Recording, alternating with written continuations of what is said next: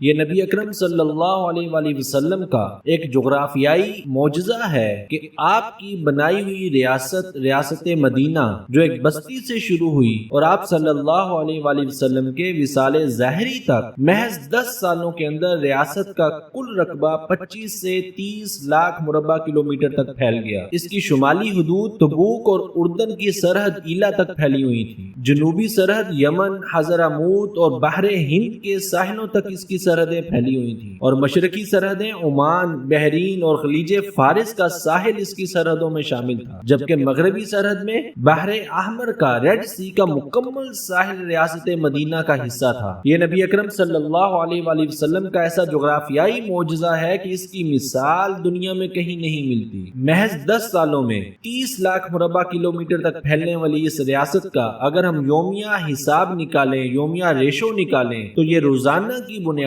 پر 800 kilometre سے زیادہ علاقہ نبی کریم علیہ الصلوۃ والسلام کی ریاست مدینہ میں 10 سال تک کے لیے لگاتار شامل ہوتا رہا۔ گویا ریاست مدینہ یہ محض ایک شہر کی حکومت نہیں تھی، بلکہ یہ ایک عظیم الشان سلطنت اور اپنے دور کی بہترین سپر پاور تھی، اور ایک ایسی ریاست تھی جس کو لوگوں نے دل سے قبول کیا، ورنہ یہ ممکن ہی نہیں ہے کہ محض 10 سالوں میں کوئی ریاست 30 لاکھ مربع کلومیٹر تک پھیل جائے اور اس کے علاقے میں یومیہ 800 کلومیٹر سے زیادہ علاقہ اس میں شامل ہوتا رہے۔